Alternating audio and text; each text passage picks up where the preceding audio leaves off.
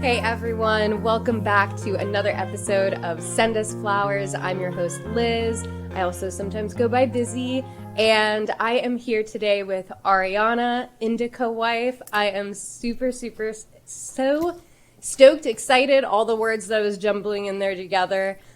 I am from Maryland originally. You're in Maryland.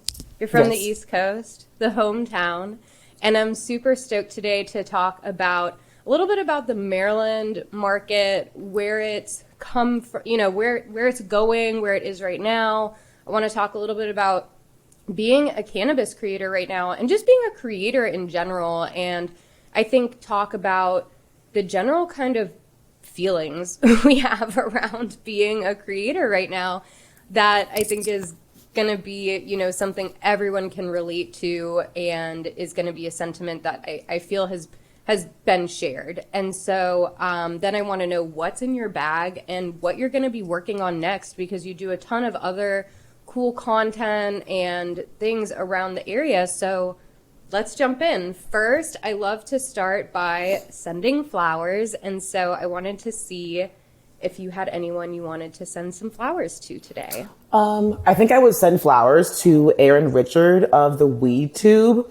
I started on the Weed Tube, and Aaron has been really generous and has offered me a lot of opportunities that I normally wouldn't have as a smaller creator or in general. I definitely feel like where I am as a creator has been helped a lot by Aaron. He's very helpful, he's very giving, and the people that I've met and like major connections and all of that have been pretty much because of Aaron. So I would definitely want to send him some flowers. We're sending you flowers, Aaron. He's so nice. They're behind me. Or, the other flowers. So either one. Yes. I love to just start the podcast with sending forward good energy, especially today. I don't know. I feel like we have to work a little bit harder to think good thoughts. Seriously. So we're going to just kind of force it on ourselves. Yeah, seriously. I don't care if it's toxic positivity at this point. It's just what my brain needs. So, moving on. And so I am really excited. I know that, dude, Maryland, what's happening? This shit is crazy. I know that so I moved out to LA maybe 5-ish years ago, and there was no market. There wasn't a market to even be talking about. Weed was illegal. I literally moved, with my job so that I could use more cannabis products. That was actually a huge part of my move. And, DC was coming up with I-71 shops. They had more accessible products, but Maryland, now I go into a hair salon in Easton, and you can just get CBD. Mm-hmm. It's pretty crazy. What's that? I don't know. So what's going on in Maryland? It's a very loaded question. We've had a medical market at least or around 4 years now, I would say. I got into the program at the very beginning. I got my card before any dispensaries officially open and there was product available and all that stuff. So I've been here since the beginning of the program for sure. I want to say, people say that we have about 13 different brands and maybe 20 different processors, but I haven't seen really any of that. And they're all kind of owned by the same 5 people. So the market here is very, very limited. You can't call it a monopoly, I guess, because monopoly implies one, but it pretty much is a very monopolized industry here. It's kind of the same 5 or 6 brands to purchase from. It's kind of all the same strain. There's not really, in my opinion, enough variety. Things that I was smoking 4 years ago, I'm still smoking now, and there's not really any new variants or anything. I think that the Maryland market is kind of a bit of a failure, in my opinion. There's no chances for anyone else to get any more licenses. There's really no social equity, hence me saying it's very controlled. There's no more licenses out, and it's been that way for the past 4 years. We've got, like I said, maybe if I'm being nice, 20 different brands. We've got, I want to say 115 dispensaries. That's not a lot of variance for these 100 plus dispensaries. Yeah. I think that things could be done a lot differently, and it's very disappointing. I feel like other states that have had a program after us have already advanced way more than here. I don't see any sort of advancement or improvement in the Maryland market at all whatsoever. Wow. So do you, you're like, Like, yeah, no. No, but I mean, I know other people who are medical patients in Maryland and do have cards. I mean, the process in and of itself is crazy, especially over COVID. My brothers had the worst time trying to, renew their cards, get like appointments and stuff. And it wasn't a streamlined process. And people, especially during that time, I mean, come the fuck on. Like, they're saying cannabis is, essential, but then it was this game of like, well, where is it essential? And like, but who is it essential for? And it's just, it was such a bullshit situation, to be honest. And so I really have seen that from both sides, living in LA now and seeing what could be. I mean, but California's market is pretty fucked too. I think right now we're at this culmination point where policy and things set in motion 4 or 5 years ago are now coming to fruition.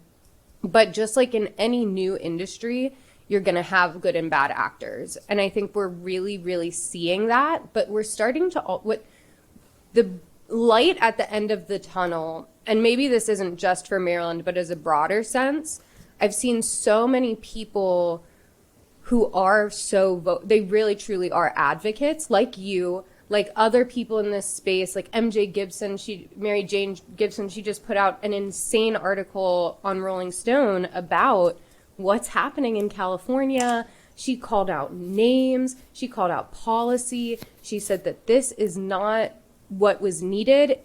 This is the exact situation, what we said would happen, and now it's happening. And so I think the light at the end of the tunnel is that, yeah, there is people who are not making this industry a place of equity.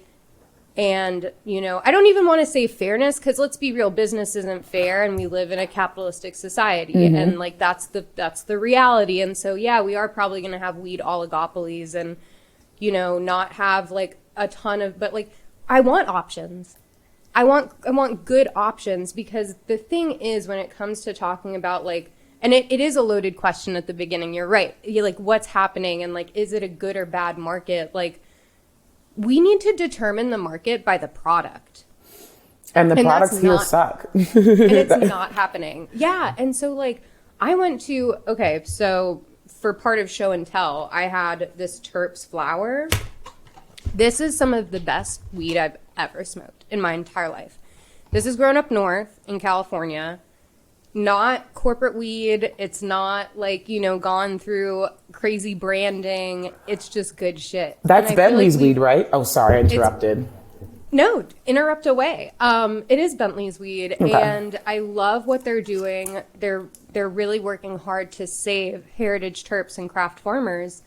And that's just a situation that's so isolated in California, because then you also who are growers in Maryland? Like, there's so many things like that's so deep in the Maryland market that, like, at least for me, because I'm not as knowledgeable on the policy side. Like, I'll be very honest about where my shortcomings are when it comes to cannabis. Like, I love smoking it. I love taking pictures of it. I definitely know good weed from bad weed. Yeah, and seriously. I know a lot of like, I know a lot of like surface level stuff, but for me, like, just as someone looking in, like, I'm like, well, how, like, where are the growers coming from? Like, were they growing before and like it was illegal and now they're just growing this and it's legal now, and then they applied? Like, there's so many processes there that I feel like I wasn't as knowledgeable about, and still am not. And so when it comes to these markets getting into medical and then coming legal, like, who's what's going on? I don't understand that process. And maybe listening, like audio listeners right now are like, what the fuck is this girl saying? But it's very confusing. The process is so confusing, and it's completely different in every single state. And then in every single municipality broken down. I mean, you have places in California, cities, counties that still won't allow dispensaries. It's basically like it's illegal. And so it is very complex. It is very complicated of how these things come to be. And so Maryland is a limited market infrastructure. I'm finding that like there are certain things that I think we need to hone in on, like home grow, limited licensing, equity. What I think those are the things we have to hone in on, and that's what makes a good market, in my opinion. And then that also leads to good product because you're supporting people who have been there before. It's not just like this, like, okay, we're going to build this ragtag team of like corporate individuals who have never touched cannabis. Mm-hmm. Okay, so what you said as far as like what makes a good market, we don't have any of that. And that's why I think that's why I think the market is a fucking failure. It is. Okay, let's start from the top. So we've got some major brands in Maryland, but because there's only like 10 of them. We've got like Evermore, we've got Curio, we've got Colta, we've got like SunMed. And personally, I've like worked in this industry for a pretty long time, gone to grows, met the CEOs, all this stuff. And once I like meet the owners, or once I like go somewhere, I'm like, cool, I'm not smoking this weed anymore. Like, yeah, like I think that a lot of this industry is based around money and politics, at least in Maryland. Most of the owners of these companies used to work in law enforcement or even like the pharmaceutical company.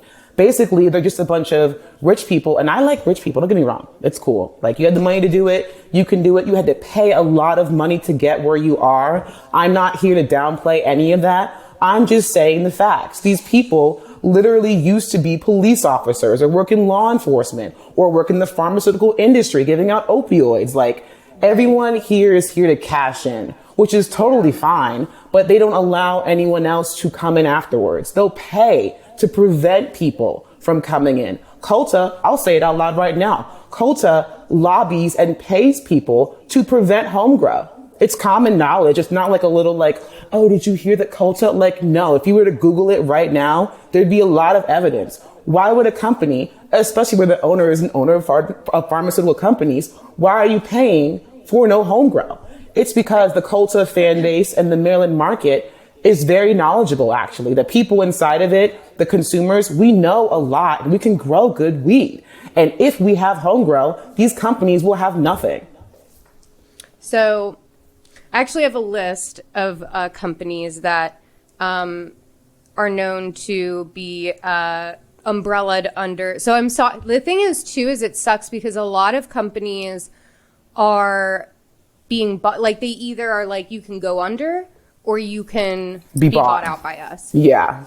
And there isn't another option. It's not like they have the resources to be independent. And a lot of people, there's something I've seen where people are like, oh, well, just grow fire product. The licensing is millions of dollars. They don't know. It's not just, and we don't live in an age like everyone's like good product and good things will rise to the top. You know what was one of the most sold flowers in California? Lowell Farms. I've worked with Lowell Farms many times. They don't really pay me. They just give me product. I don't care. Like, weed doesn't really pay my bills. Like, it does, but it doesn't. Mm-hmm. And so I don't give a fuck anymore. And like, I'm going to call it out. Lowell Farms is not the best flower in California, but it's the most sold. So like, you riddle me that. Well, they have great brand recognition. I mean, everyone knows about Lowell Farms. I think a lot of this industry is dependent on marketing and your success. Obviously, the quality of the product is important, but you know, there are a lot of people who smoke weed that aren't like us, that don't smoke weed every day, that aren't in the industry. And it does. And then you have to remember too, like, you know, sometimes when I'm like, you know, rah, this isn't right, I get kind of down because I'm like, who cares? Like, do people literally care? Exactly. Like I'm like, I only knew about this stuff because I've been working in the industry for this long. And like, you know, a lot of information is censored. You don't get to share stuff like this. if you do, it's taken down, or it's not, you know, people don't engage with it because they also don't want to out who they're working with or whatever the fuck. And so, like, you know, there's like, if you look into what was happening in New York, like the NYMCA, I think that's what it's called. But I believe it was Marijuana Moment. They did like a whole expose, essentially. It wasn't even an expose because it's public knowledge, but they put it together in a format where it was digestible to say, you know, these are the companies who are literally paying to lobby against home grow. And it's just like, couldn't we put that money toward more equitable solutions? Like, this is an industry where you have people that are going to jail. You have people that are killing themselves because they can't keep their farms, like, you know, financially stable. You have an industry where we're dealing with patients. Like, this isn't a t-shirt industry. This isn't slap a white label on it and sell. I mean, yeah, like, again, you know what? I take that back. You can go do that, but leave room in the market for other people who do need quality product, who need equitable, you know, processes to attain licensing, don't have limited licensing. Like, I mean, like, the solutions are there and they're clear. And I do disagree with you a little bit on the home grow front, just because I think growing weed is really hard. It is. And like, and a lot of people live in like apartments or like with family. And so I don't think that home grow is even like that big of a risk. It's not. To these people who are making millions and millions of dollars in a month just from selling weed. And so, like, you know, if you're growing a few plants at home just for your personal use or like a few friends, like, is that really, really going to affect your bottom line? I think in our case in Maryland with the controlled market, I think they would definitely notice a difference because the product here is also very expensive. You know what I mean? People are out here spending commonly 55 for an eighth, 60 an eighth. Doesn't matter if it's high quality. They're all expensive. And concentrates are super expensive. They're sold by the half gram here for the most part. Like, they're fucking expensive. Like, I genuinely think that, you know, no one's going to go under. There's only 5 of them. Right. They can't go under. But I think they would definitely notice a major difference. If I could grow my own, if I could grow 6 adult plants, I would never go to a dispensary ever again. Ever. Yeah. At least not in Maryland. No, I mean, I wouldn't either. Like, especially, I'm at the point where, like, I literally want to, like, create an autonomy course. Like, there's got to be something like this that might already exist, but, like, I think everyone who is a daily consumer of cannabis, and especially patients, should be aware of, like, growing processes, should be able to grow their own weed, should be able to make their own edibles, should be able to make their own concentrates. And right now, we have all the tools to do that. We do. Which is so fucking cool. I mean, me, like, 20-year-old me at University of Maryland, who's like this little stoner chick. Seriously. Like, scrambling for weed. I remember everyone would be like, College Park is dry. Oh my God. Like, I've never said those words, dry. Dry? I haven't said dry since I was like 19 years old. What is dry? I don't know. What is that? I have no clue. I don't want to ever know that life again. No, definitely not. And I mean, obviously it's important that we do have access to dispensaries and this, that, and the third. I think I'm just jaded because I've seen so much and I've met so many people and I'm like, oh wow, this is not what I thought it was at all. And I think that if these companies weren't going to lose that much money from home grow, they wouldn't invest so much time and money like preventing it. So there's something going on. I don't know what it is. And I didn't even really realize how different and poorly ran the Maryland market was until I started traveling more. I've been to California, Colorado, all of the other legal states. Mm-hmm. And I remember going to California and being like, whoa, holy shit. But I was like, cool, it's California. They're the best. They're super cool. It's like that. Then I went to like Colorado and like Michigan. And I was like, whoa, wait. Like, it fucking sucks here. Like, I've got to get out of here. Like, there's just no room for advancement, not even as a content creator, but I feel like there's no advancement for the average person in the Maryland cannabis industry. Just full stop. Which market would you say, or which state would you say was your favorite? Honestly, I like the product in Oregon, if I'm being honest. I don't know much about the market in Oregon, but I do like it there a lot. Denver and Colorado, it's pretty cool. The flower there is a bit dry, but the flower here is very dry, despite it being very humid and the weather being totally fine. But I would probably say Oregon or California are probably my favorite markets for sure.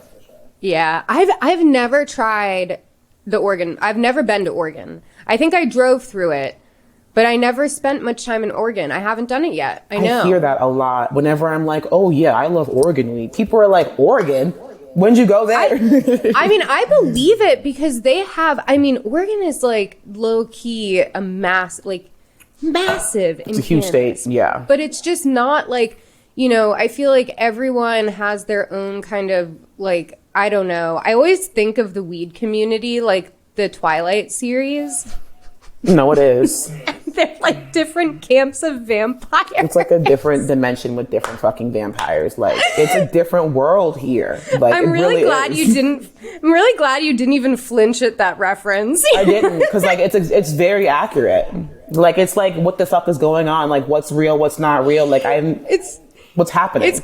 It's completely different worlds in completely different states. And so, like, you know, I've heard Oregon weed is amazing. I'm sure I've had it through like some kind of channel unknown to me. But like, I've never actually been there, and I really do want to go and experience it because I've heard the product is just like absolutely incredible, and like the prices are insane. And so, like, and we can move into being a creator, but, like, because we're just going to keep, I will rant forever. But so like, will I. I think, you know, and then I did want to ask, too, one other question. Is there anyone in Maryland that is doing right by people? I know I could name a few names, but, like, I just wanted to see, like, you know, is there anyone that you think is doing right by people and that you would like to see more of happening there? No. No. Like, seriously. And I'd like to say, like, I've worked with some of these brands and I'm thankful for the opportunity, because I haven't gotten paid, hence me putting it in quotes, the opportunity to work with them or whatever the fuck. But, no, none of them are impressive enough for me to shout them out. I don't respect any of them enough to shout them out. No. They can all kiss my ass. I mean, it is what it is. And like, and this is the perspective that I think is crucial, is like a consumer. Like, I feel like everyone at this point, especially like the MSO expansion, they're just talking to their shareholders. Like, you can see it on Twitter. It's very clear who the priority is. And it's not the consumer. It's not the patient. And like, you can sit there on Twitter and have your CEO say otherwise, but like, the actions tell me what's really happening. And when I see you lobbying for policies that actively oppress people, that doesn't work for me. No. And it's not something I'm going to let slide. So I did want to just call out a few real quick. Do it. Oh, wait, actually, I do like G-Leaf. I've worked with G-Leaf a lot. I mean, some of their flower is definitely hit or miss, but I've been there a couple of times. I've never heard of G-Leaf. I like G-Leaf a lot. I think they recently got bought out by Columbia Care. Good for them.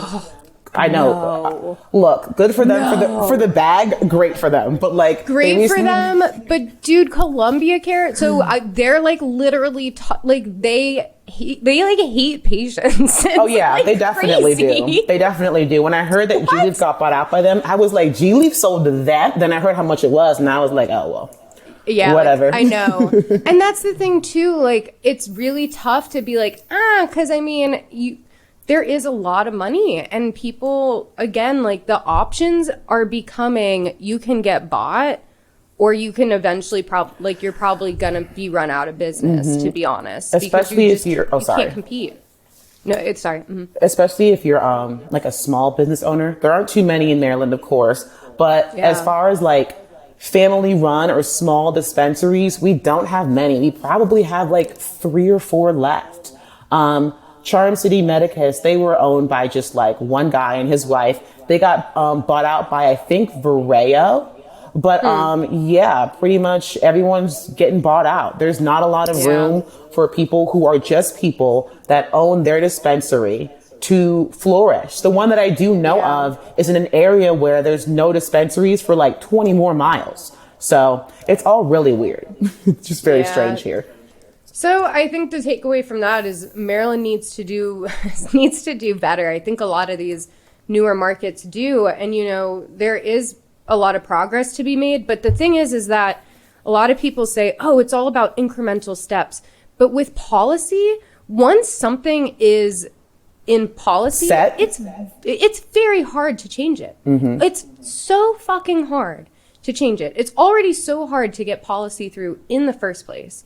Now, to make further changes to that is really, really difficult. And so, like, when you have the powers that be pushing, you know, millions of dollars into lobbying, it's, you know, again, this industry is so different from your t-shirt and shoe industry. It is. I'd love to see them better prioritizing the patient. I'd love to see them prioritizing equitable resources for people in Maryland. I mean, you have DC right there. You have so many Black and brown people who have been affected greatly by the war on drugs, whatever the fuck that is at this point. Yeah. Like, there needs to be more equitable things in place. There needs to be unlimited licensing.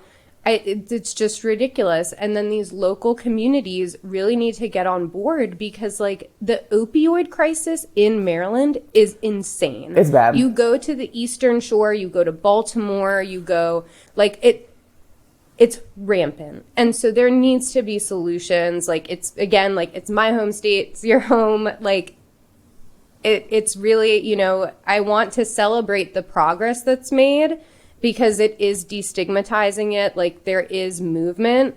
But now with that movement, we need to say, hey, like, we need to do better here. And we need to remember what we're here for and how legalization even came to be in the first place in some of these areas, or at least decriminalization. And so, like, it's patients, it's people who had AIDS, it's people who have been affected by their health and needed medicine.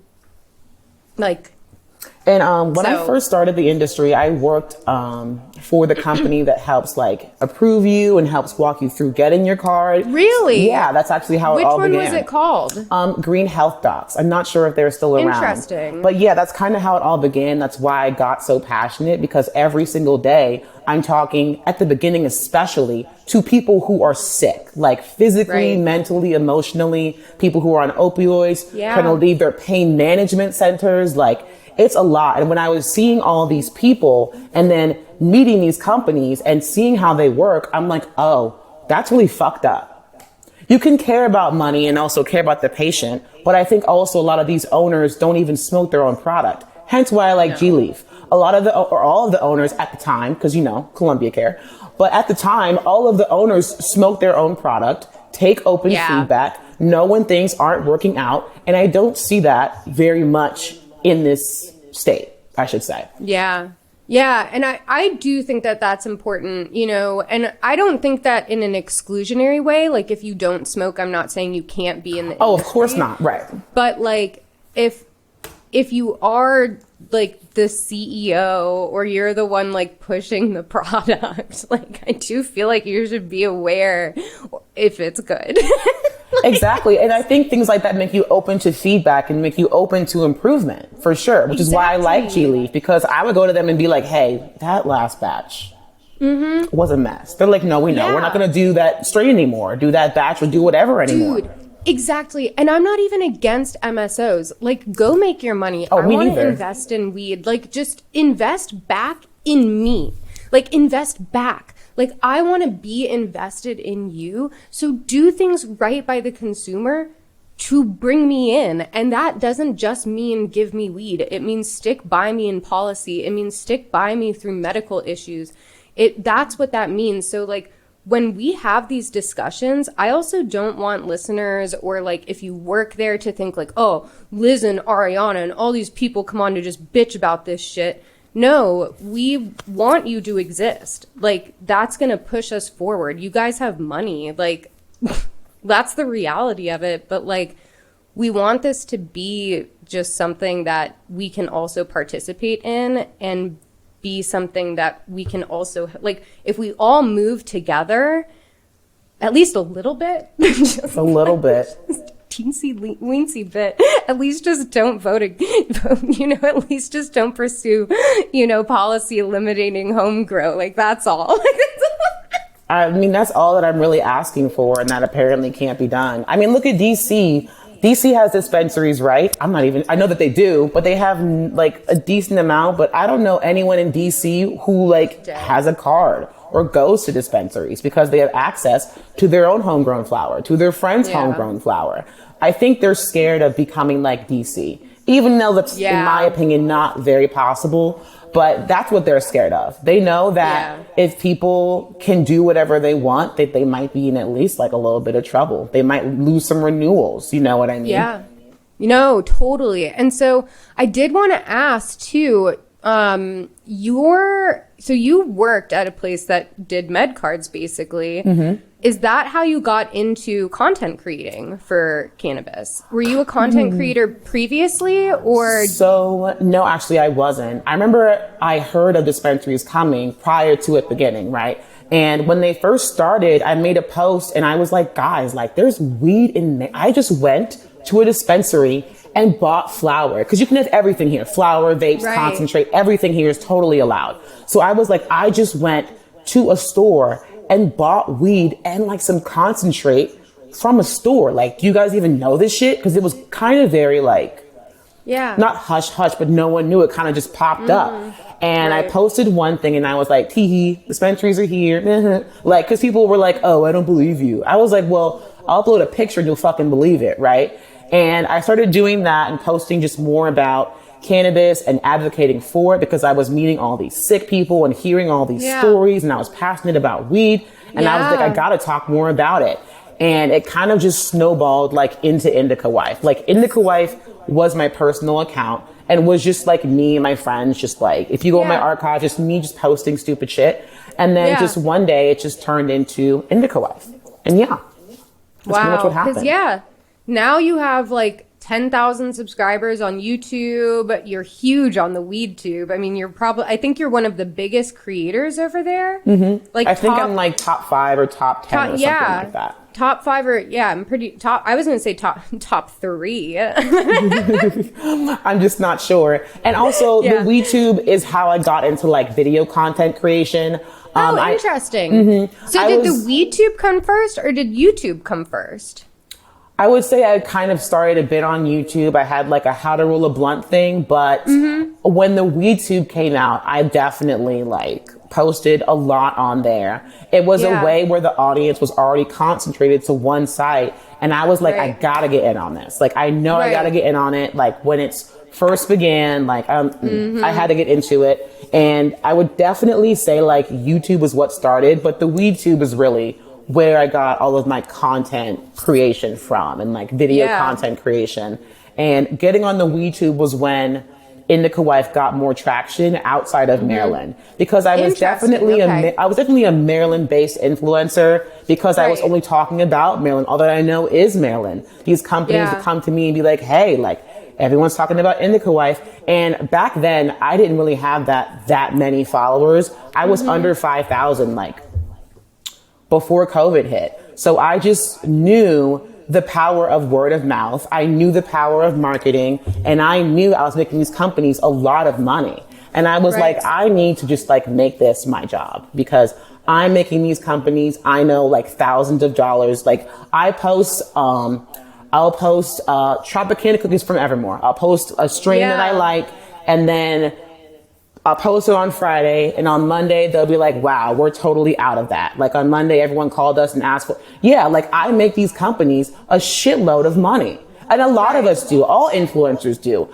I don't think we really know how much money we make these people. Like they have no idea. I've seen some of the back ends of, like, at least from my experience, I can tell you, like, even micro influencers. Yes. People with like, 1,000 followers or whatever that are just hyper dedicated to that person and like really love the community or whatever that like, even they bring in anywhere from like a couple hundred to, a couple grand. Couple and that's grand. something. That's something, a couple grand a month, that can be a salary. And if we're talking in terms of devices or any of that, like it's thousands of dollars. It's not just hundreds. Like I saw my ROI once and I was fucking pissed. I was like, oh my God, I had no idea that I was making people so much fucking money. I had no clue, because it's not even just sometimes other people follow you, right? It's other brands, it's head shops, it's online head shops, it's dispensaries that carry these products.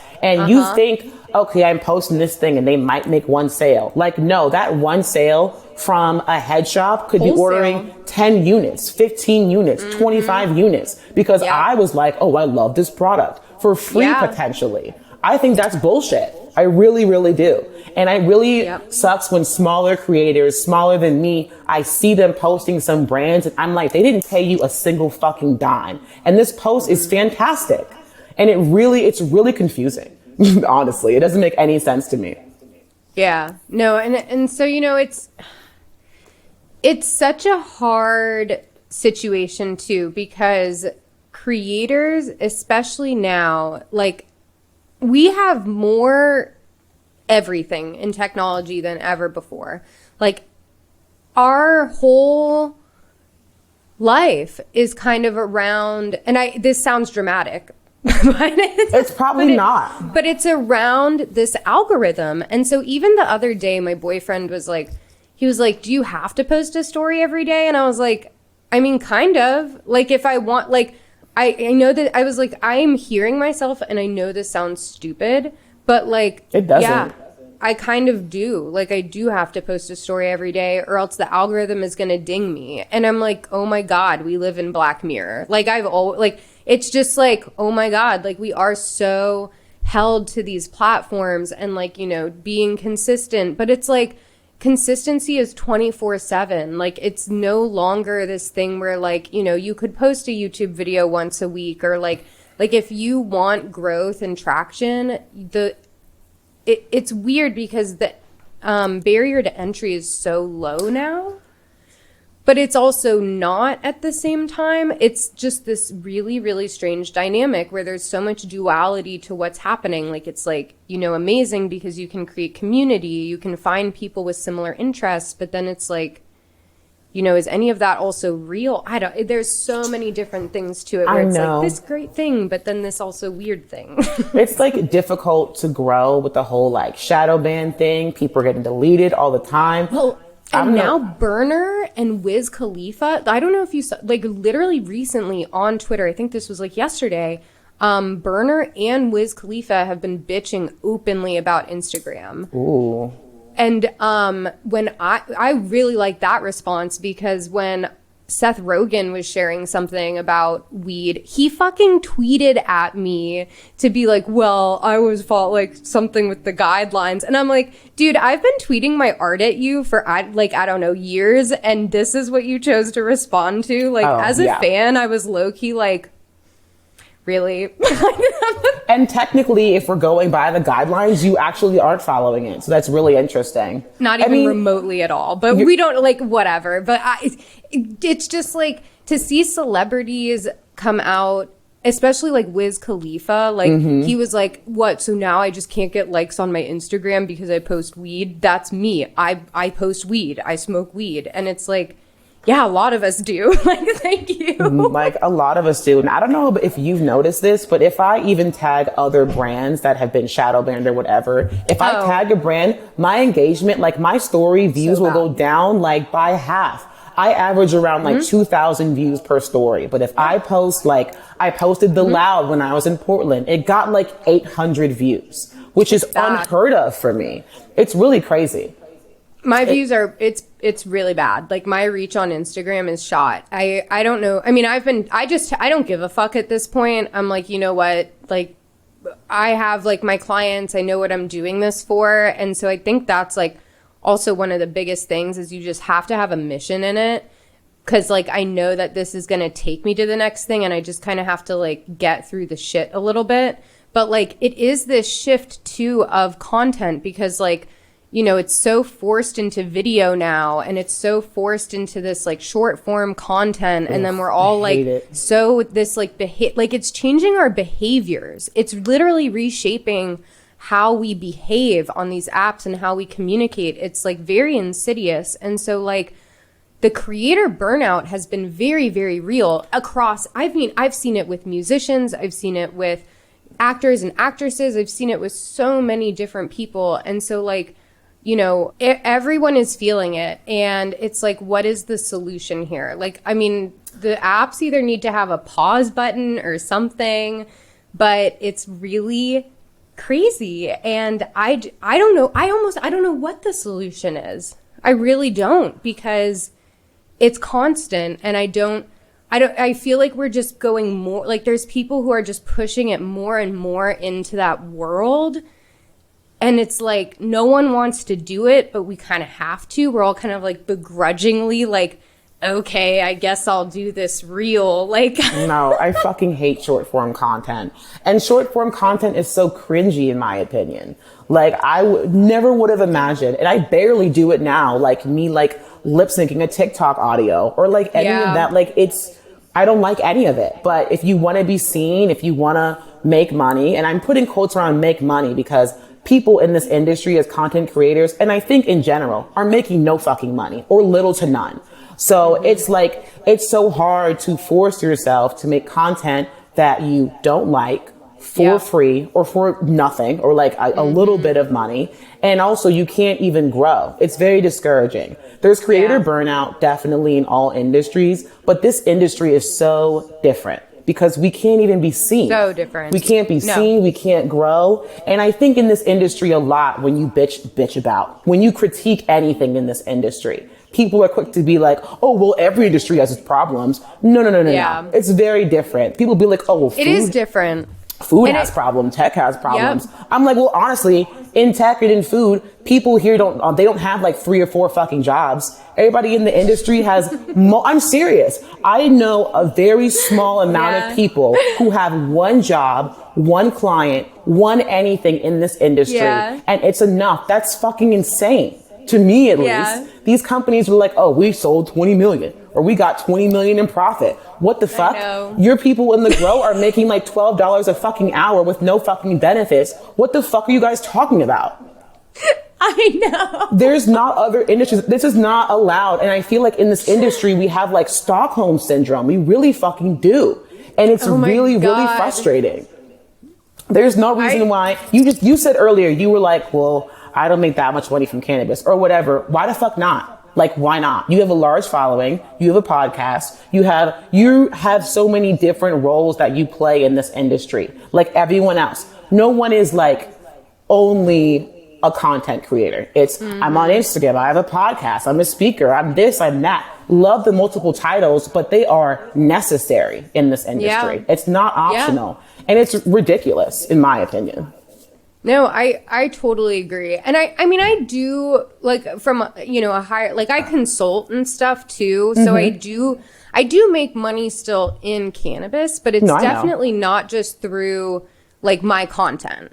Like that's kind of, you know, and that's what sucks, because that's what I do love doing. I mean, I love doing all the things I do, don't get me wrong, but like, you know, like in my last role, I was definitely underpaid. A lot of people thought I made it's so funny. People will be like, oh my God, you must have been making bank. And I'm like, what? Why do you think that? Like the only person, what in my life have I are at the top. That's who's making bank.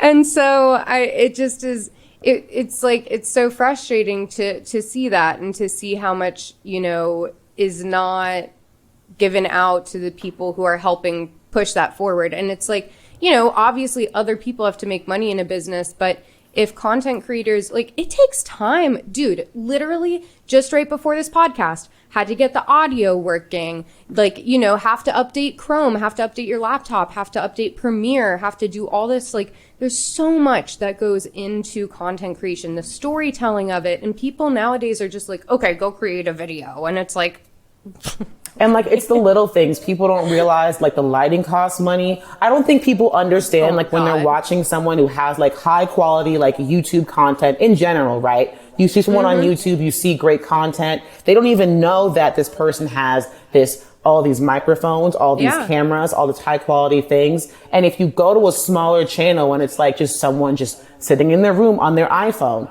in people's brain, it looks different and it looks amateur, but you don't really know how much money that stuff costs. And you don't realize that this whole 8-minute video is a huge production.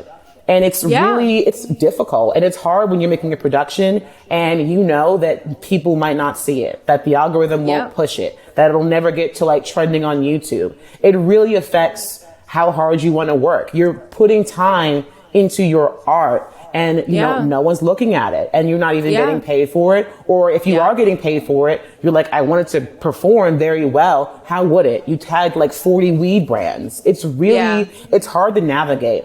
It is. I have different types of accounts. I have a food worship account and I have a smoothie TikTok. And the growth that I've seen from those is really shocking. I posted a TikTok of me making a smoothie and a lot of them have millions of views. And I have 60,000 followers on TikTok from nothing. I've been working in weed for 4 years. I have 12,000. That's kind of crazy. Yeah. It's kind of weird.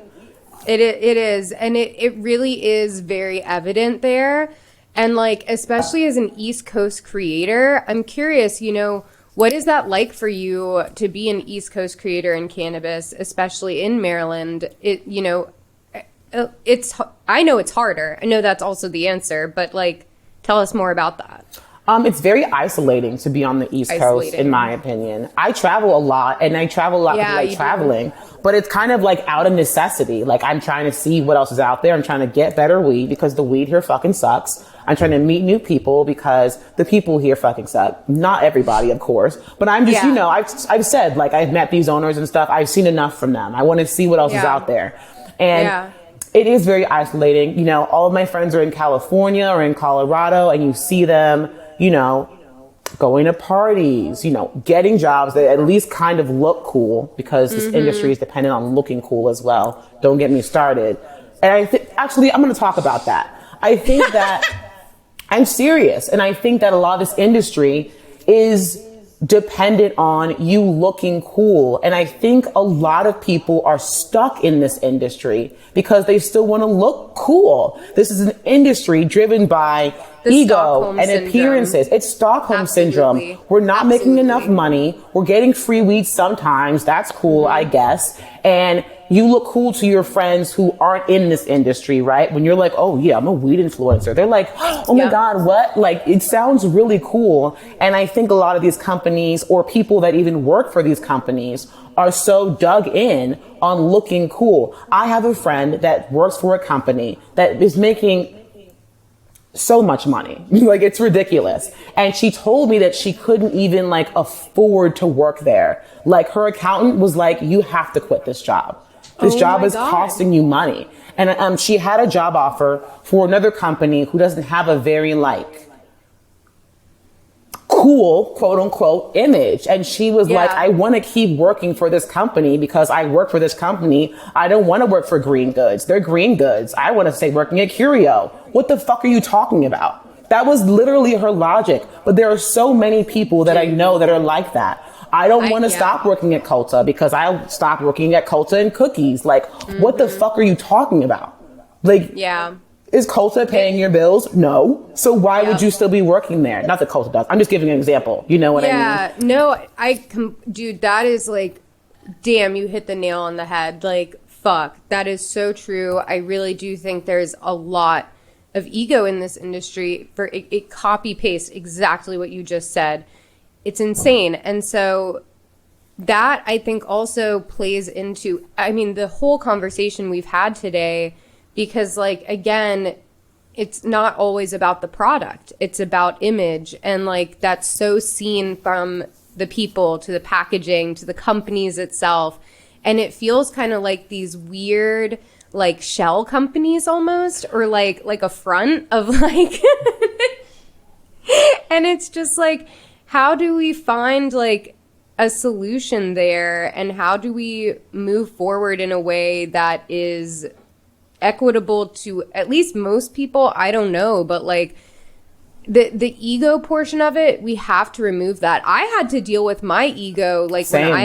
I really did, like leaving my last role. Like I was like, this is definitely going to like, the optics. Like I am in marketing. I know how that looks. Like I did have people who stopped talking to me because I didn't work there anymore. Like P.S. I saw that. I recognize that. Like, and then when I announced that I have a job somewhere else, people are like, oh, hey. And I'm like, oh, how weird how that happens. And so it, and I get it from a networking sense and from a business sense, but, it is a lot about ego and where you work and the name tag that comes with it and the doors that get opened for that. And so for me, I think the biggest piece of advice I have there for anyone listening is get in, know what you're getting out of it, and get out. Get the fuck out as fast as you can. Everybody wants to get out. And I feel like whenever I'll tweet about something and be like, I'm feeling so like confused, isolated, burnt out, alone. Yeah. Everybody will message me privately and be like, I feel the same way. And it's like, what the fuck are we going to do? Like, let's leave. But it's so hard to leave. It's hard when you've left your job, being a bartender, a barista, having a corporate job at a corporate level with corporate money, like with a degree, all of that stuff. It's hard when you leave that for weed, and when your friends and family see it and and you're looking so cool, going to these parties, not making any fucking money. And it's, I'm just being honest, and it's kind of like, I guess, embarrassing, or the thought of leaving the industry is embarrassing because you feel like you failed, and it's like, you didn't fail. You didn't fail anything. Like, it's just, if it's not working out for you, it's not working out for you.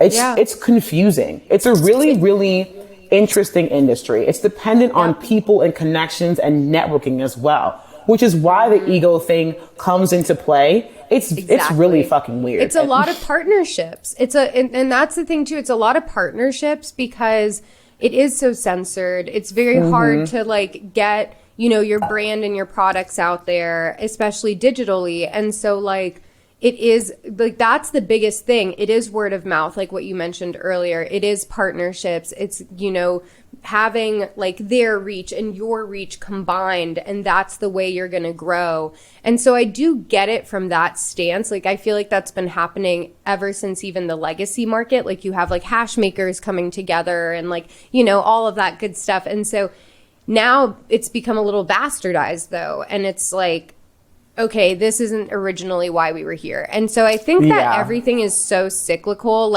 You have progress to the point it's not progress anymore. And so you have to kind of go in and be like, hey, this isn't working. Let's fix it. I think we're at the point where we need to once again come in and be like, hey guys, I know the parties are fun, which they are. Don't get me wrong. Oh, they are. I love the parties. I just went to the Weed Map Super Bowl party. The fuck was that? It was this insane mansion party. I saw. I almost need to do an entire podcast on that alone, because that was I've been to a lot of this stuff. I never take any of it for granted. I know what it's never, not having access to this shit. I know what it's not going to a fucking weed mansion party. What is that?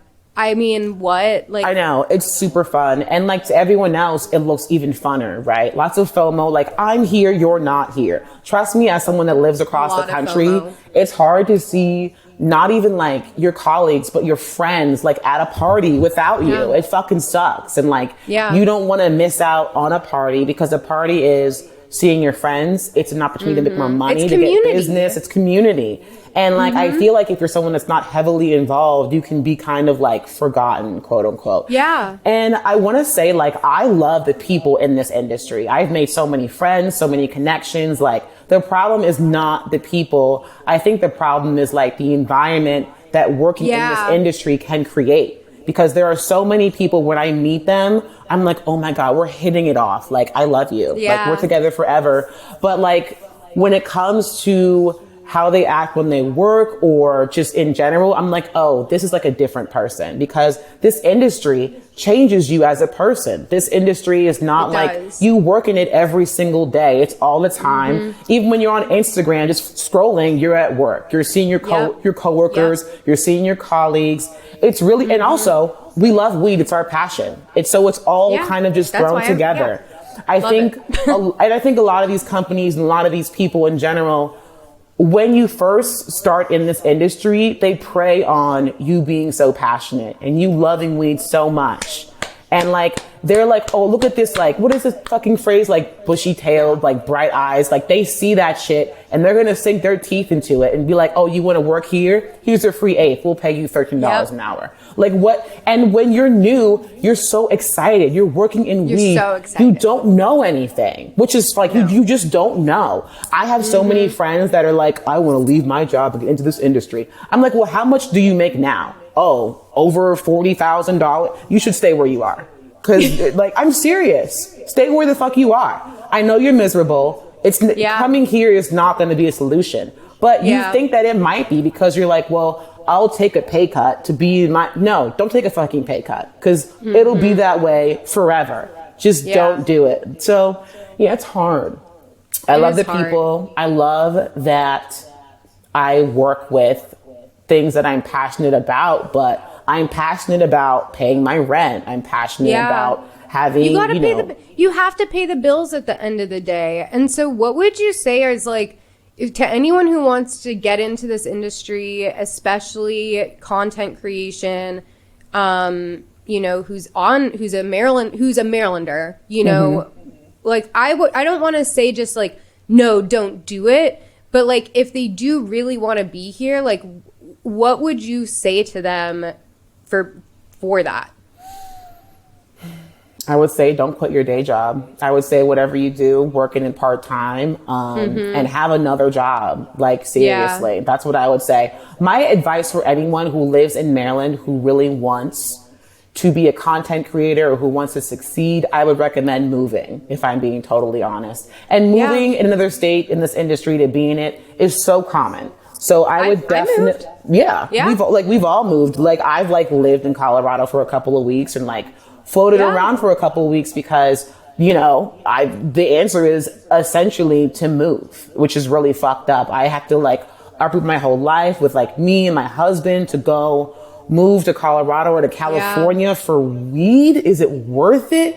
Cause is it worth it for me to gather everything, change my whole life, work for a company for, like I said, $40,000 a year? And that's, in my opinion, me being optimistic, because if you're a bud tender, you're making less.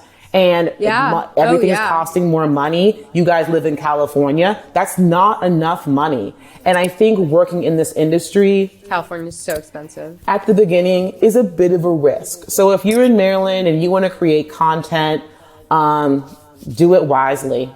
Do it wisely. And I just really want people in Maryland especially to charge these companies money, because they're making so much money here and it's all even concentrated. If it's like $50 a post, like just get something. Like that's my thing now too, is like for me, I'm because I have a lot of friends in the industry, so I'll do them favors, like for like if I just genuinely like their company's product or them or whatever, like I'll throw them freebies.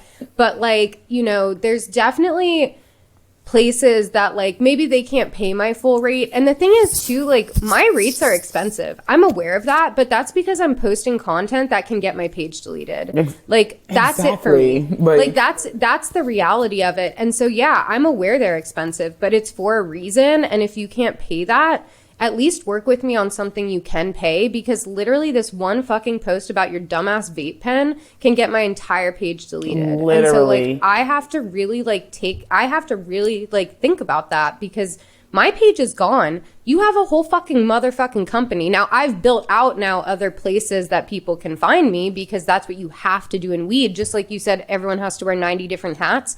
Everyone has to have 90 different pages. And so I have 90 different pages, but they don't all have the same amount of followers that like one page does. And so once that page goes down, again, about the ego and optics again too, this whole conversation is full circle. that's gone. That's my passport, to be honest. Yeah, no, it is. Like the number next to you. You can think about that however you want. Maybe it's right, maybe it's wrong, but it is what it is.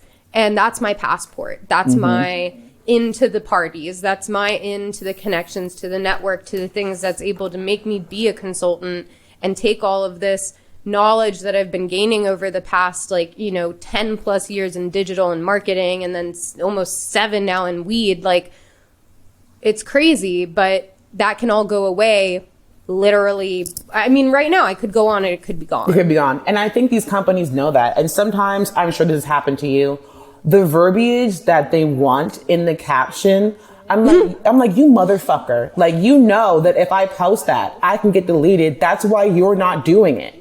Like, what's going on here? They need someone else talking about them because they can't talk about themselves. I mean, I've, and that's the thing too, is I've just been on every side of it. I really have. And I've seen both from a creator perspective and a business perspective. It's nuts. And so I think that's a really interesting recommendation. And I totally agree. I literally had to move. Like, I did move. Yeah. And so, a lot of people on this podcast come in and say, do what you can with what you have where you are. And I kind of love that you're like, no, just fucking No, that's leave. optimistic. Like, I think that's very optimistic. And I think it comes back to the Stockholm syndrome. It really does. Like, everyone thinks that it's like everyone thinks they're going to be a millionaire, right? Everyone thinks that they're going to succeed in the cannabis industry and that there's room. There's room for everyone. There's room for everyone to make $13 an hour or $50 a post. There's certainly room for that.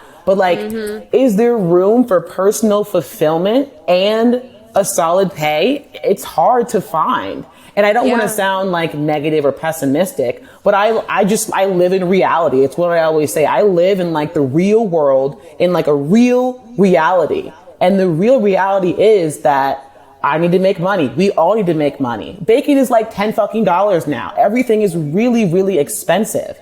Everything's expensive. Oh my God. Like, we're gas.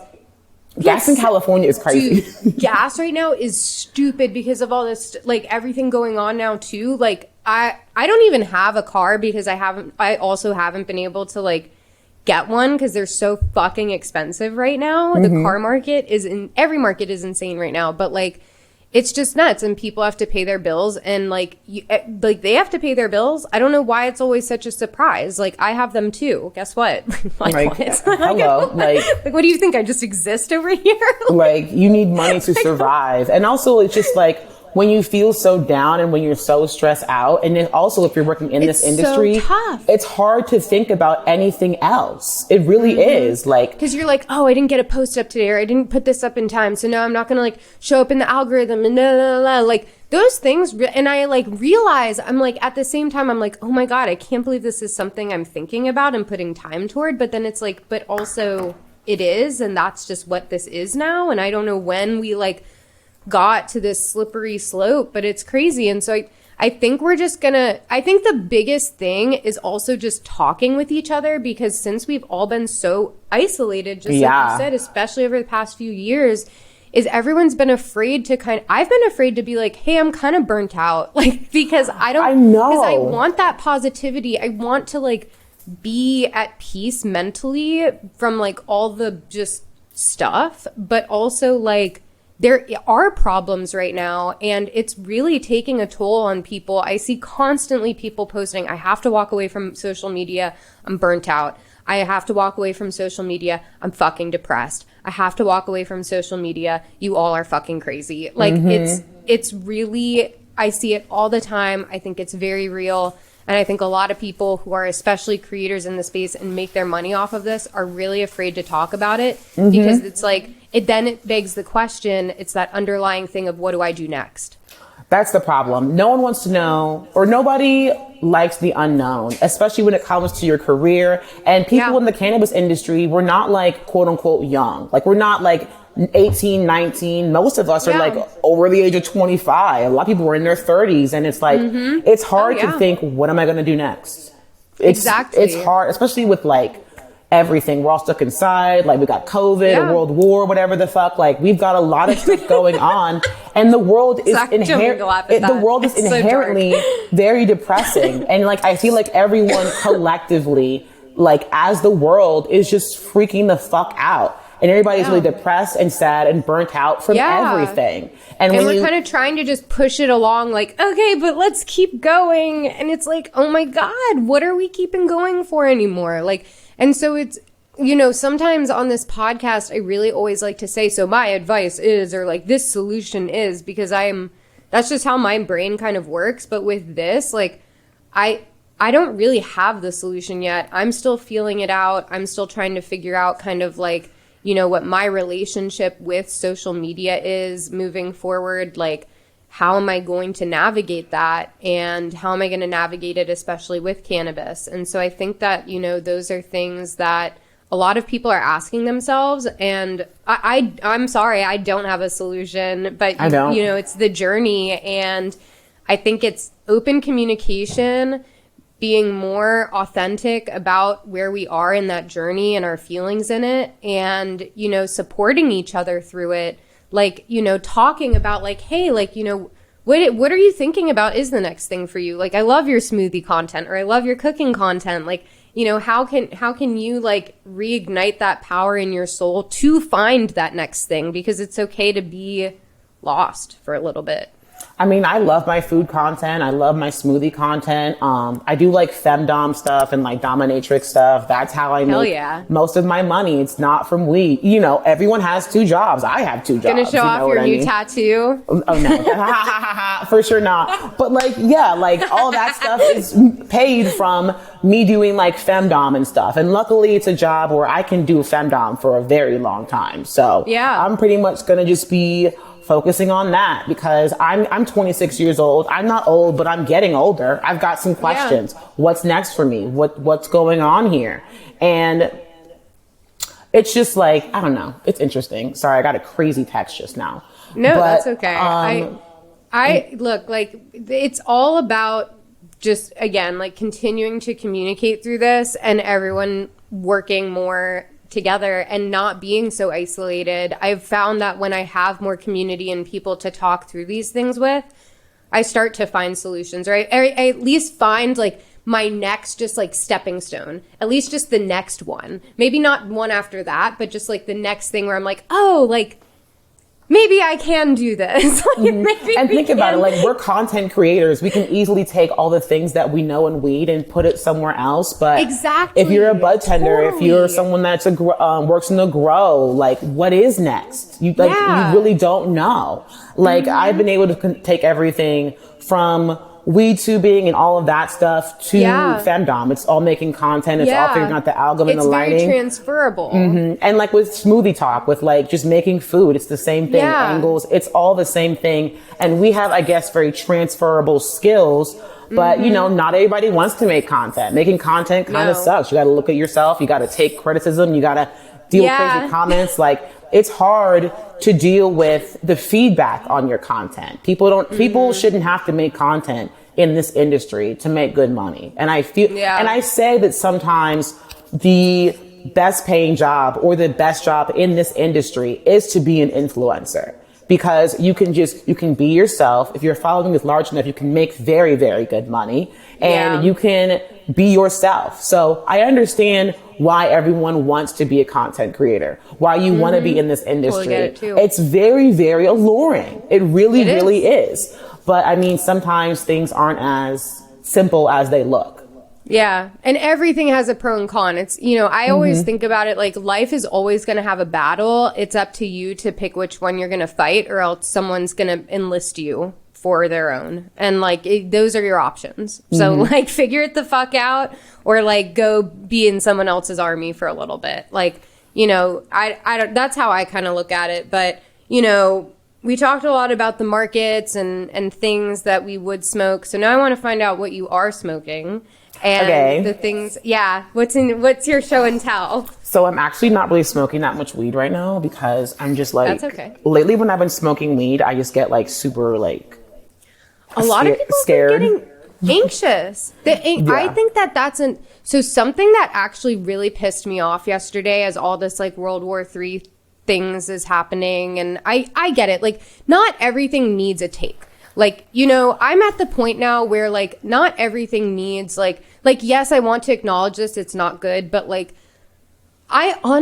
this is a 1,000-year-old war. Like, I don't have the knowledge around the situation, honestly, to even really give, the only thing I know is that I have a lot of Ukrainian friends, and there are a lot of Ukrainian people in cannabis. And so there are. And so, from that stance, I support them and the fact that they're afraid and scared and feeling very upset. 100%, but like, I'm not going to sit on Twitter and be like, this is my solution to the issue at hand. It's so annoying. Like, I'm not a fucking geopolitical icon. Like, and none of us are. Like, half of these people are like, what's your opinion? And I'm like, I don't even know. Like, I don't have one. And it's, and I'm scared to say that though, but like, I don't. And I don't, but so the thing though that pissed me off yesterday with weed, sorry, I was getting on a tangent. No, do it. I love it. With like weed stuff and, everything over the pandemic, like, I don't know if you saw charts of like weed sales. Obviously, everyone was like smoking a fuckload of weed. Mm-hmm. People who are like stock weed people were like, oh, everyone's going to be really stressed about the war. So, I saw that. I had to go and delete, because I was just like, you know what? I hate feeding into this. I'm just going to delete my tweets. But I was literally like, what a fucking like inhuman take. Like, just who the fuck says that? Like, maybe think it privately. Why do you have to put that on fucking Twitter as literal, like, or wait a day? Care. Just wait a day. They don't just care. Wait a day. Like, there is literally people dying. People are like posting from cannabis that like their families are over there. They haven't heard from them yet. And you're like, oh, the stocks are going to be great after this because everyone's going to be stressed and smoking weed. Like, literally in that language too, like saying, like, I saw it. Oh, they're going to be war stressed. I was so disgusted. And then I saw the people who liked that tweet too. Mm-hmm. And I mean, I don't have heroes, trust me, but I do have people that I like respect in the industry and like respect as like, a leader in the industry. Fuck no. Fuck you. I can't believe that you your likes are public, right? Like, do people know that sometimes? No, they don't. And so I really saw that. And I like, one of the women, she's like a head of like one of, a huge PR firm. Like another guy who liked the tweet is like a huge advocate. Like, what? It's all a farce. It's all for money, which is fine. That you're participating in as war is breaking out in another country. I just don't imagine like when all this stuff was happening in Afghanistan. I just don't get it. I don't understand how that's something like, sure, privately think it to yourself. I don't give a fuck. But how is that your public stance the day that like bombs are going on? Because there's no PR, there's no tact in this industry. You can say whatever you'd like. And really, honestly, when it comes to like that tweet that person put out, everyone feels that way. All business owners of major corporations feel that way. How can we make money? And it's so shocking to us because we're like, it's weed. How could you be that way with weed? It's so amazing. I know. They're relying on that. And like they're relying on you loving naivety. weed. That's where we come in and we're like, I want to make things more affordable and accessible for people. La-di-da. And they're like, people are dying. They're going to be stressed. Literally. Yeah. Like, let's make money. It's about money. You can make money, but you can just not be like a fucking asshole about it. This is all that I'm asking for. I get it. Like, we need money to survive. Like, I love money, obviously. I talk about it nonstop. Like, I love money. I love making money. I love being comfortable. I love all of it. Everyone loves it. But like, there's no tact in this industry. These people, these owners think that they're like gods. They really fucking do. And that we are just all their little subjects to give them money and just smoke their weed. That's crazy. And like, it's okay to feel that way or think that way, right? But to say it, and a lot of these companies, it's obvious through their actions that they don't give a fuck about you, like any other industry. That's what, every industry is the same, quote unquote. Yeah, that part is true. It's about money, which is fine. I love money, like I'm saying, but it's really like, shocking. Don't sit on Twitter and be like, oh no, people are like, it's just, I don't know. I mean, it's just, there has to be a boundary at some point. Oh, there are no boundaries in this industry, though. There aren't. There really aren't. There are no boundaries. There is no, can I say this? Should I not say this? Like, no, there's not that. They're going to buy my weed anyways. That's what they think. Yeah. And people will. And, you know, people, like I said, we're in the industry. Is the average person that's on Twitter going to see that tweet? No, they're not. They're not going to see that stuff. And it doesn't even matter. It really doesn't matter to them. It doesn't matter their bottom line, what they tweet. That tweet had like what? Maybe like fucking like 49 likes. What is 49 likes to the 49,000 patients in Maryland? It's nothing. That's why they don't care. Drop in the bucket. And so I'm sorry. I pulled us away. You said you weren't smoking as much because you are getting anxious, but what are you doing? Right. Okay. Now? For sure. No, I got you. So I actually am smoking. I have my little backpack right here. So what do I have in here? I have my grinder, of course, my Santa Cruz shredder. Love these grinders. Yeah, those are good. I have some weed from The Loud when I was in Portland. I don't know if you were on Clubhouse and Jesse was on Clubhouse, the owner. Dude, that's how we like came to be. Love Clubhouse, at least fucking at the time. Clubhouse, man. So yeah, I met Jesse from The Loud through Clubhouse, and I went down to the grow and I bought some products, and I've been loving their weed. Their weed is fantastic. Okay. This one is, I think, Jelly Sickle, and I'm almost out of it, but I have some weed from The Loud here. Where's my vape pen? I have like a CBD vape pen right now. I don't know where it is, but I have the packaging for it. It's from Mind at Ease. They have really cute packaging and great branding. So that is cute. I love their stuff. Yeah, I wish I could show you like it fell. It's very sexy. Well, I'll be in Maryland in real life for National Cannabis Festival. So. You will. That's in like 2 months. Oh, I know. We're gonna have so much fun. So I'm so excited. I've been smoking The Loud. I've been smoking like some CBD. What else is in my bag? Just like lighters, papers. I'm not a big dabber, surprisingly. If I dab, it's for a brand deal. So I don't have any dabs right now. Oh, but I do, like, when I do dab, I normally like travel with my little Rio thing. You know the Rio. Ooh. That like I love anything that's like, honestly, these electric dab rig shit, but I don't Rio, Puffco, any of them. I love all of them. I like the Rio because it's like not electronic. It's like the torch is right here. I guess that's true. It's not really electronic. I kind of am completely wrong with that. You're totally wrong. It feels electronic though. It's because you can travel with it. Yeah. I'm like, I'm completely just incorrect. No, it's totally fine. I like that one a lot. In terms of like any sort of like e-dabber or something, personally, I like the iSpire wand, which isn't really... iSpire is great. I love iSpire. They have fantastic products. They have that new one, the Dab, that device, which is okay. But I think that the wand is one of like the best cannabis products that have ever been made. I like that you can use it with glass. Yeah. Yeah, exactly. So it's so good. So yeah, I normally have my wand as well. But for the most part, I just have some good flour, some CBD, and that's pretty much it. I'm not a dabber, so I don't really have much more to expand on because I feel like everyone is super into dabbing.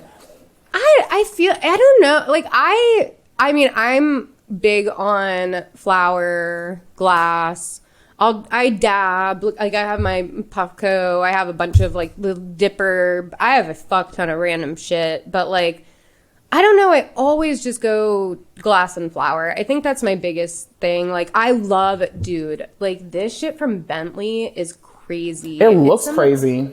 Dude, I think it's top 3 for me of all time. Of all time. The Black Apple Kush, stupid. See, that's how I feel about The Loud. I'm like, this is some of the best weed that I've ever smoked. You know, like when you smoke good weed, you find like and everyone's always like, because I used to make fun of people for being weed snobs. I'm a weed snob now. Oh, for sure. But I get it. Because when you have like really, really, really premium stuff and then you have stuff that's just not, you're like, this isn't it. I don't want Sometimes this. like quote unquote bad weed just like hurts or it tastes bad. And like when you start smoking weed that you taste every single like note of it from start to beginning of the bowl, like when my last hit of my bowl, I can still taste something, like that's when you know it's good. And you don't want to like, quote unquote, go back to like normal weed or like lower shelf weed or any of that. Because once you start smoking weed and having access to it, like if I lived in California, I'd be a total weed snob. I probably would dab a lot. If I was in Colorado, I would definitely dab a lot. I would dab all the time. Great concentrate. It's really a product of what you're surrounded by. And seriously, once you get kind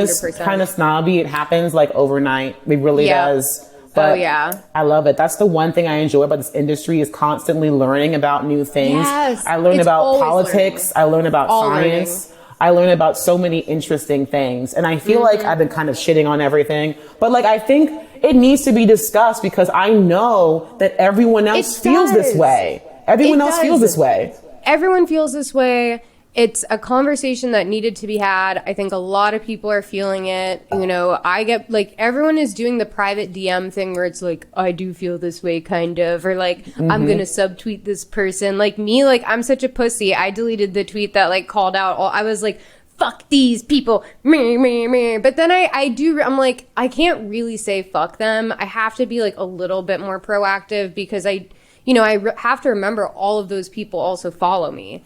And like, so I can't just totally shit on them, but like, it's again, like that thing where we were talking about earlier, like, it's not just shitting on them. It's like, we want this to be here. We just want it to be something that like is beneficial to all of us, at least to some extent. But to start to close this out, I did just want to ask a few last questions about, you know, like where you're going as a content creator. Like, you know, are you still, like, I know from your tweet, like, you said you're burnt out, like you're tired, and like, are you still going to be posting weed content to the WeedTube? Are you still going to be posting to YouTube? Or are you totally shifting into more food content now and like other pursuits? I don't even know anymore. I mean, I'm definitely going to post a bit more on like YouTube and the WeedTube. I have some brand deals that I have to finish up and stuff. I'm still going to post on Instagram. But honestly, I love my food content and I love femdom and I love working in sex work. I really do. I see that as a much more viable option, certainly more long-term than cannabis, which is kind of shocking because sex work is kind of dependent on like youth and the illusion of it. But I know that it's more like long-term for me and I just love doing it. So I'm doing that. I'm doing the food page. I'm like managing local restaurants, social media and stuff. I'm just doing things that just aren't in cannabis. And I'm still smoking it. I'm still socializing. I'm still traveling and going to the loud and doing all sorts of shit. But it's just not making weed a priority these past couple of months. I've noticed that I feel different. Like I don't feel happy. The world sucks. But I definitely feel like less stressed out. And I really want to just keep looking into that. I want to just like have a life outside of cannabis. Like it's something where you just kind of wake up one day and like you're surrounded by it and like it's your whole life.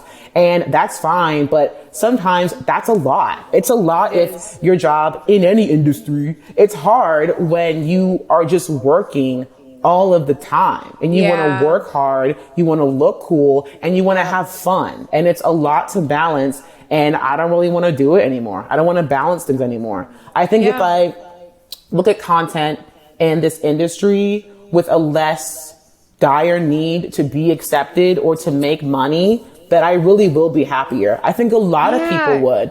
I mean, there's a lot of content creators who started doing OnlyFans when the boom happened. You know what I mean? And people were like, and I've been telling my friends, like, look, you should sell your feet pictures. You should be into this shit. Like, you need to get into this fucking market. You know what I mean? And then when people did do the OnlyFans, they see this income and they just see something like that isn't weed. And it's very, very shocking. And I'm not saying that different option. I'm not saying that everyone should make an OnlyFans or whatever. People are going to see it as such. But I'm just saying when you open your eyes and when you see something that isn't cannabis, when you've been doing it for so long, it gets you thinking and you start like realizing things. And it's weird to think that you've been potentially like wasting your time, quote unquote. And you didn't waste any time. It feels like you did. But it's hard to like. You didn't. It's all learning. Like you can take that again. Like you can take that experience or try to into something else. And so like I did have to have that come to Jesus moment where I was like, oh my God, I totally wasted like X amount of years of my life. Like I didn't. Like I learned a lot, and other people can find value from that. I just have to, now make that move to the next thing of whatever that is.